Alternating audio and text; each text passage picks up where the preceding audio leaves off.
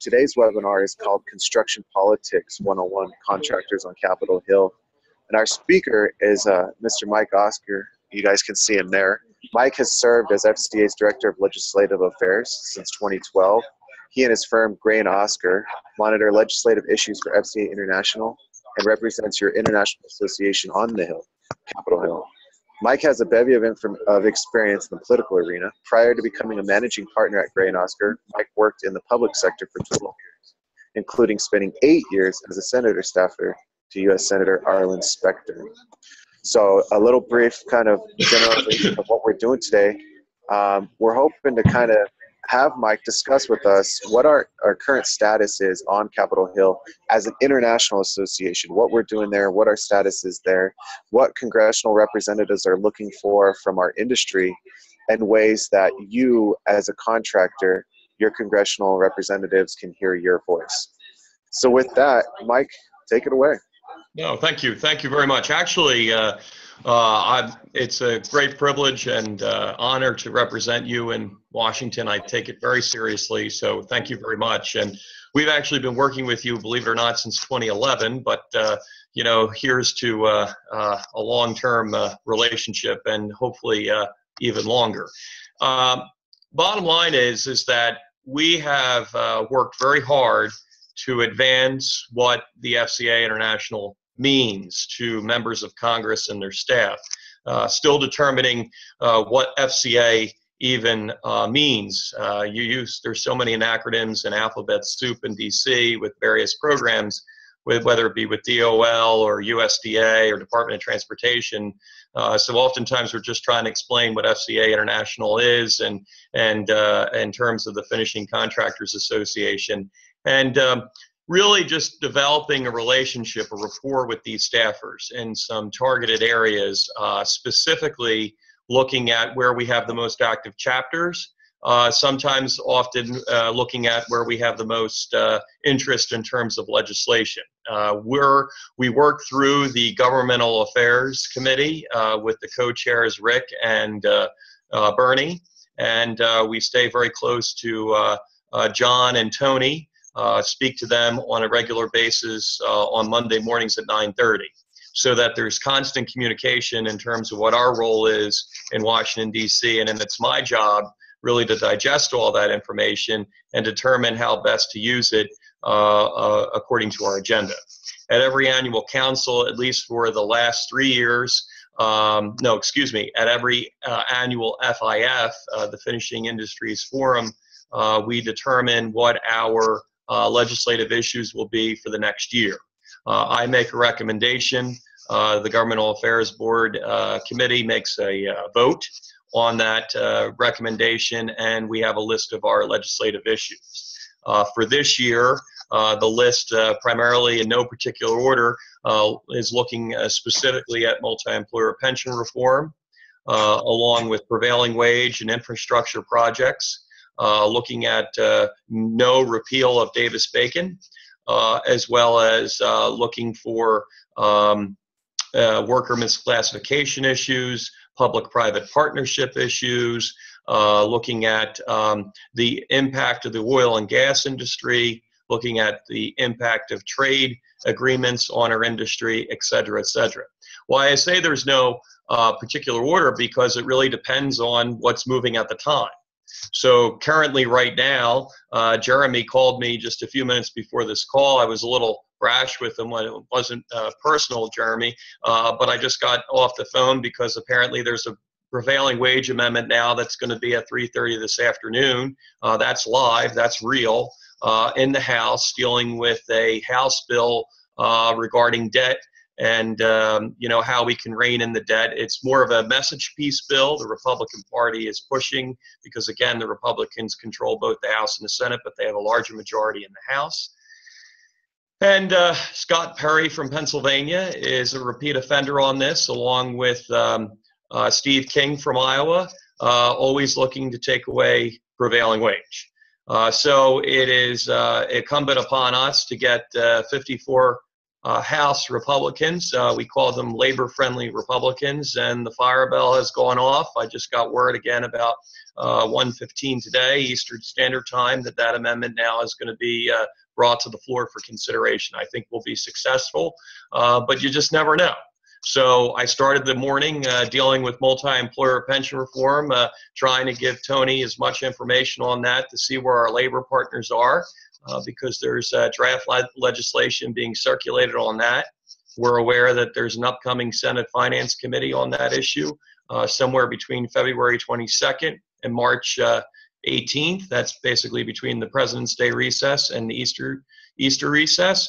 So was working on that, and now working on determining how we're going to overcome this prevailing wage issue, and now I'm on this webinar. So that just gives you a little sampling of my day. I enjoy every minute of it, but you got to be flexible. You got to be fluid, because you know, you never know what's going to happen. I did have the pleasure, though, to start off early this morning to talk to John Lee in anticipation of, hey, Tom Clerkin, good to see you. I was actually on the phone earlier with John about the upcoming annual meeting in Puerto Rico, and on a separate line, I was on a phone with Kim Clerkin earlier today dealing with a prompt pay.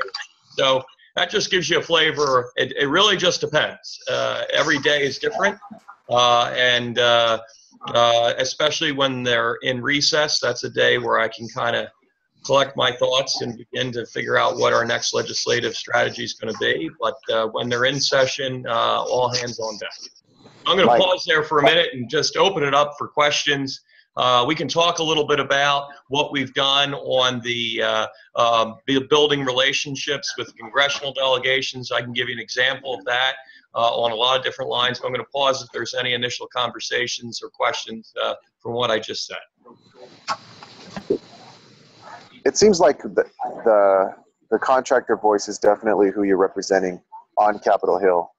But can you describe how the relationship with our labor partners affects what we do, or do we solely represent the contractors' interests on Capitol Hill? No, it's you know, it's a symbiotic relationship. Sometimes we're on the same page. Sometimes we're not necessarily on the same page.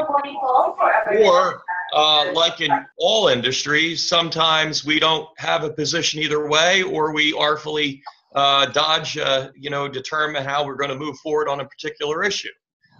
Sometimes we delay because we don't know necessarily where either side is coming down on a particular issue, because we don't have all the facts and we need to. But I think the best thing for us to understand is this, and that is the IUPAT has been around for 100 years. The FCA will be coming up on its 20th anniversary. That's an 80-year separation and differential from where they are and where we are. And no matter what we do, and we've been very aggressive about it, but the reality is that the labor partner on Capitol Hill does lead. And so therefore we, not to say that we're not leading as well, we certainly have opened up our exposure. We've had members of Congress come and speak to our annual meetings. We've had members of Congress visit with our affiliate and members associations in their offices, whether it be in Illinois or Pennsylvania or Ohio, Oregon, California, or in our annual fly-ins or specific fly-ins dealing with multi-employer pension reform, or what we did in dealing with the trade issue with curtain walls. So the bottom line is that all contracting groups have now come to the table and have been very aggressive. And that's when our umbrella organization, the Quality Construction Alliance, all of that is, everybody similarly sees the importance of having our voice heard, because we are the economic engine. What people do not realize, and this is very important, is that members of Congress are very much impacted by our contractors, our members, because you are the industry in their backyard. Our labor partner provides the employees. We jointly provide the training, but the reality is you need to stay in business, or the circle of life, so to speak, continuum of care, whatever you want to call it, doesn't work. And so that is very, very important. and it becomes somewhat challenging. If I may, I'd be a little candid with you, and that is not all the time do we get, what we may seek legislatively from our labor partner, and that can be challenging. We're very transparent as an association. I'm very proud to say that. Tony really from the top down wants us to be as transparent as possible with them, and we are. But there are times where it can be very challenging. But we do everything we can to be as open lines of communication, and we keep them on the same page as where we're at, and we do the best we can. But without you, without any of you, it's very difficult. It is also very important that these members of Congress see young contractors. I cannot tell you enough. We have a Congress that is not understanding even what a labor union is. They don't understand necessarily what a defined pension is or defined benefit is. They don't understand why this Cadillac tax issue is so important to us. They don't understand why we don't have a 401k plan. They don't understand simple terminology like prevailing wage or retainage or dealing with withdrawal liability. I had a member of Congress stop me twice when I said withdrawal liability, eyeball to eyeball, and he's been has a long-standing relationship, serves on the Ways and Means Committee, and said very specifically, you have to pause there. I don't understand what you're talking about. So this is real. Those of us who were in the meeting in Illinois, John Lee can attest to this, when we were talking to a senator who obviously was not prepared, didn't read the memorandum, when we mentioned about pension, he started talking about corruption. So this is the kind of stuff that we deal with, and it's fun, but in terms of the contractor, it is important. We need to show members and their staff that we can be a reliable source of information, that we can be confident, and that and we're not we're candid. Candidly, not to get too vernacular, but at the end of the day, we can't bullshit a bullshitter. We just can't do that. We got to tell them the truth. And one of the things that we have done as an association is we tell them, this is where our opposition is, and this is where our position is. And we explain why the opposition and our position need to somehow either intersect in a compromise or distract. And that's very important.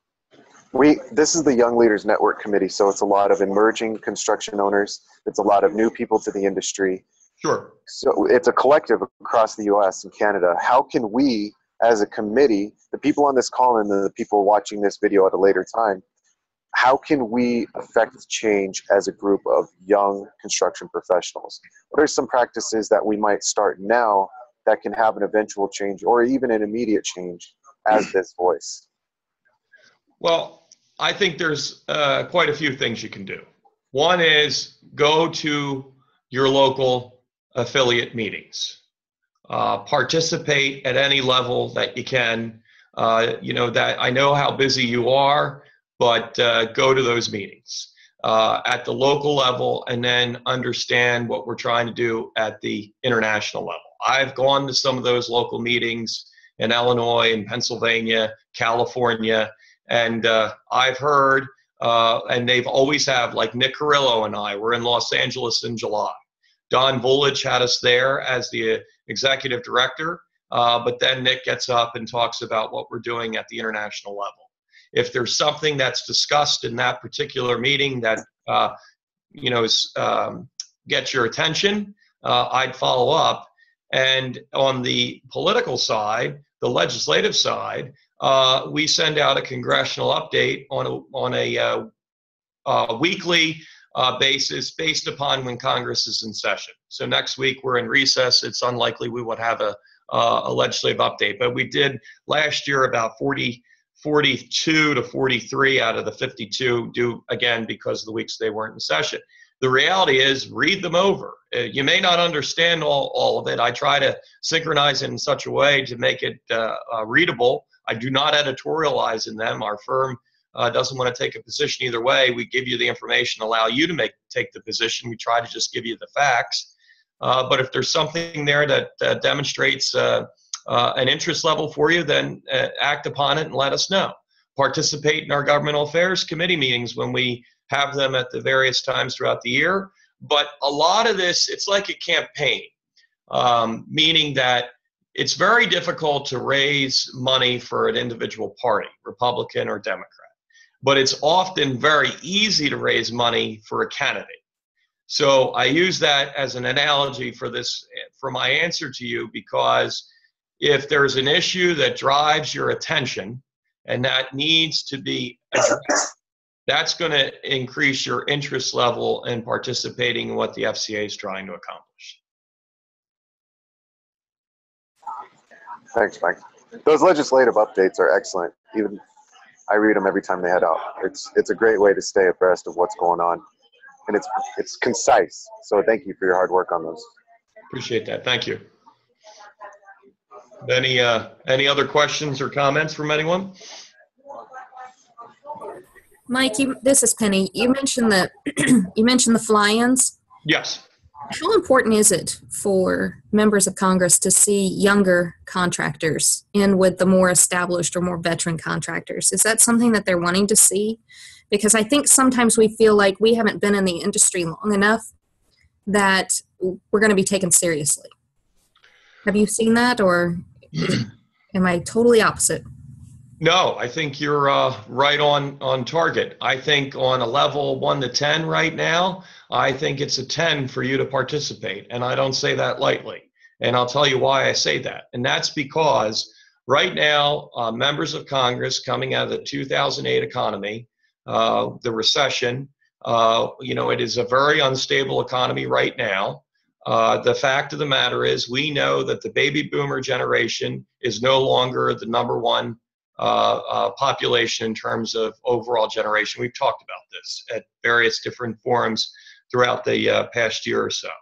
That being said, millennials, Generation X's are coming in, and in the pipeline for the construction industry, there is a huge hole to fill. And they are looking for any opportunity, for example, to get people involved at the middle school and high school level, just to have an interest, to have exposure to STEM-related projects, science, technology, engineering, and math. They want to understand what applied science is in industrial coatings or drywall finishing or glazing. So the fact that there's even an interest level. There's also a stigma that we have because of our perhaps the way in which our the branding of the labor community has come up. I don't subscribe to this, but there's it's been a generational thing. It's been passed down the family business. But that's simply that may be the case a few years ago, but today that's not the case. And there are people that want to come into the business. They want to be union contractors. They want to continue to be in this industry. And if members of Congress and their staff see that there's a succession plan. When we were in to meet recently with Senator Kirk, the second Friday of January, and I brought in Kirk Hand. I had made the request of Rick Vandergraff and Mark Palmer to bring him in because I wanted the senator to see that we had a younger guy who had taken over the family business, he and his brother, and it's been successful, and they're working every day, and they want to continue to grow. And so when you talk about multi-employer pension reform and you talk about a defined benefit, it doesn't give the impression to the member of Congress or the staffer, well, you're only concerned because you're facing retirement and therefore you're not, this potential loss of your pension is going to have a big impact. That simply could not be the story that Kirk Hand could tell, or the impression that the member of Congress had. Kirk is, trying specifically to get the message out that he's young, he's full of vivation, he wants to move forward, and he's pleased to be in the industry. And so that certainly changes the dialogue, but there's not enough examples. There's just not enough examples. And when you come to DC, I want to be very specific about this. I do not expect you to speak to the legislation. That's my job. That's why you have me, and I take it very seriously, as I mentioned before. Your job really is just to talk about what you do. There is a great deal of education for staff and members to understand what a job site's about, what a contractor does, what your day-to-day routine looks like. There's also this impression that you have large operations. Some of you do, but some of you have very small but effective operations. So they need to understand that. They also need to understand that you represent, our industry represents majority of subcontractors. Well, they don't understand the difference between a general contractor, a first-tier sub, second-tier sub. They need to understand that. And they don't have, and again, a lot of them are not coming from a construction background, so it is really imperative for you as a younger person, as a younger adult, to be able to communicate that message to them, to relate to them, because that's what it all comes down to. When rubber hits the road, like right now, as I mentioned, there's a prevailing wage amendment. I want to be able to, call upon the staffers that we developed a relationship so they know they're getting reliable information from us. So now when I call upon them, they know, okay, Mike Oscar, FCA International, these guys were in, I met with these guys, I understand their plight. Now I know why I can advise my member to vote a certain way. That's what it's all about. And even if they don't, there's not every time we're going to agree with all their votes, but we're going to know when we can work with them on a certain issue, and sometimes we know we can't work with that member because of it's just not going to work. So it all depends. I hope that answers your question.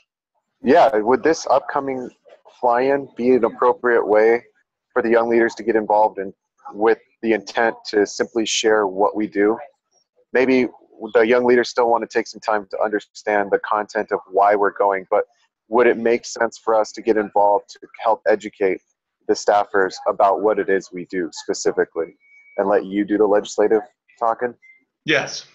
Yes. And actually this one, now this is not 100% approved, still working through it with John and Tony. But the idea on this one, actually, if there was ever one to come to, this would be the one to come to, and I'll explain why. And that is because we usually do our annual fly-in with the Quality Construction Alliance, which is the Quality Construction Alliance is made up of the FCA International, the mechanical contractor, sheet metal contractors, the TALC, the Association of Union Contractors, and the brick and bricklayers. This year, when they're having their annual fly-in, we're going to be in Puerto Rico at our annual meeting. So what the FCA is going to do, or we'd like to do, is to do our own fly-in. And I'm still working on the dates. It'll be most likely in June, early June. Okay. So what I want to do, though, is something I haven't done, and I think we're at a point now where we can do, is I want to have a little fun. And that means in the past, when we've done these fly-ins, you come in, you go through a little listing session of all the different legislative issues so that you're briefed in advance of going up to Capitol Hill. There's usually a reception, and then the next day there's various sessions, say on multi-employer pension reform, members of Congress come in, et cetera, infrastructure, and then on energy-related issues. This year, what I'd like to do, since it's just us, is perhaps take a tour of the Capitol, go into the Visitor Center, maybe go over to the Supreme Court, so that people have an understanding of what Washington's all about, why we do what we do, why I have such a passion for it, why I enjoy what I do. And then we're going to go up on the Hill, and instead of maybe pushing one issue, we're going to have a little more time. Usually when I do meetings, I'm a bit of a slave driver on this. We do 8 to 10 meetings because I'm trying to take advantage of people's time and trying to make it pretty intense. But this time I want to do shorter, not as many meetings. We'll still have a good number of meetings, but make them a little bit longer with the intent that we can have this conversation about who we are, what we're about, these are our issues, and again, get to know the staff. So that's kind of where what we're looking to do. We Mike, also, go ahead. Is the relationships with staffers similar to maybe business relationships where you might go talk to an office, be professional, but then invite them out to a dinner or something, or just, out in the evening, getting them, both of us out of our own environment and trying to create a personal relationship. Is there value to that, or is it a little different on Capitol Hill? Well, due to disclosure laws, you can't do that anymore. Unfortunately, you can't. Lobbying disclosure laws would prevent that from happening. But what you can do is develop a relationship in such that you can be a resource on a particular issue. So, for example, if it's going to be on multi-employer pension reform, you can be a resource for them so that if they were going to have a hearing on that particular issue, we could get a young contractor to participate in that hearing, offering his or her thoughts about on a subject. But in order to get to that point, you have to develop the rapport with the staffer, and then from the staffer with the member of Congress. And that can happen both in DC, or it can also happen at the local level. You can also extend that conversation at the local level, because there might be, beyond a legislative issue, there could be a Social Security matter. There could be an unemployment compensation issue. There could be a healthcare related issue. There could be, an issue dealing with a veterans benefit issue. And the local office at the district level would consider that constituent casework, and you can call upon them for their assistance there. So there's ways to, and I would help guide you with that, but the more of the relationship, the better. So for example, let's take our relationship with Senator Toomey from Pennsylvania. He came and spoke to our annual meeting when it was in Philadelphia, and that's about 2013.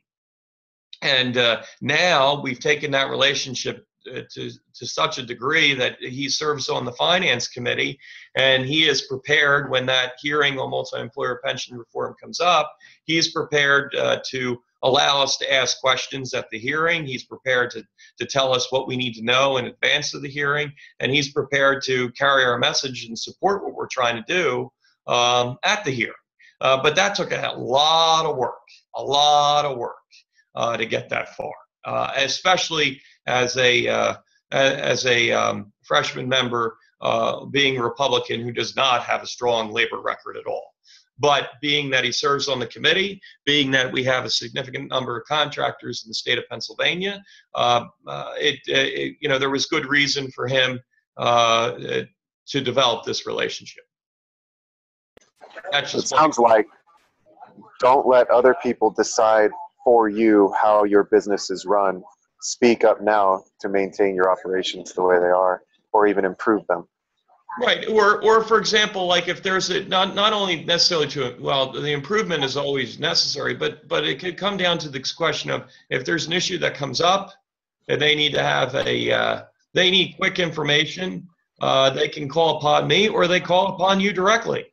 That happens with Rodney Davis from Illinois. I mean, he'll call Rick Vandergraff up or Ken Ober before he calls me, and that's fine. That's what I want. I'm just the middleman. But if there's a source of information that needs to be done, let's get it done. That's what I hope for. I just want the lines of communication to be open so that you get the best information to make the best decisions. And any local associations or contractors that are interested in growing their local lobbying or legislative efforts or communications, reach out to your FCA VP or Mike directly, and we'll begin to provide the support necessary and start growing those relationships locally. Yeah, I did that. I'll be very specific. I did that and helped out Laura Reagan and Todd Helfrich with their local lobbying efforts in New York and Albany. They wanted to expand it at the local level, and I was pleased to help them out. Did the same thing for Rick Vandergraff out in Peoria, Illinois.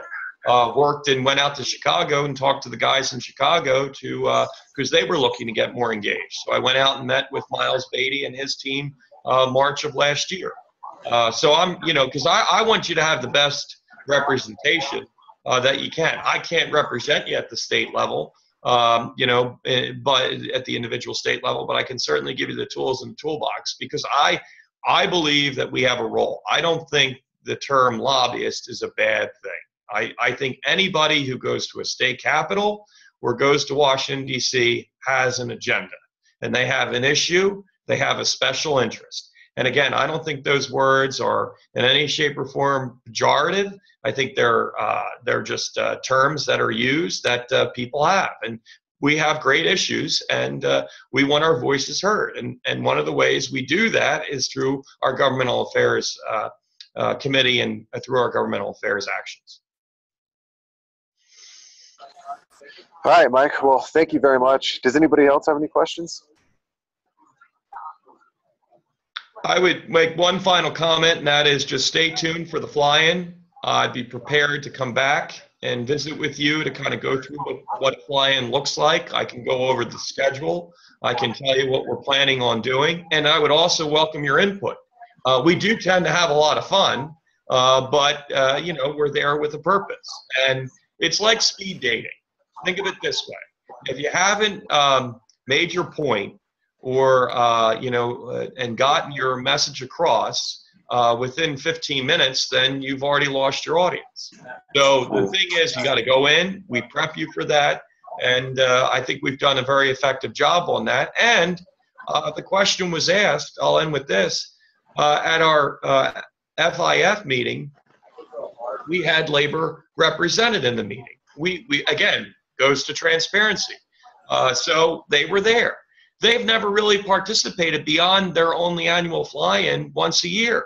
Some of these guys were like, wow, you actually do individual, your contractors go in and actually come into DC. And Rick Vandergraaf said, absolutely. Sometimes we come in twice, 3 times a year, depending on the issue. If something's moving, we have our guys, our voices want to be heard, we'll do it. We did that on curtain wall reform. We did it on multi-employer pension reform.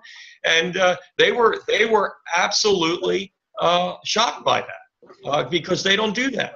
And you know, and the second thing was they thought it was very important that there was a vote on your issues.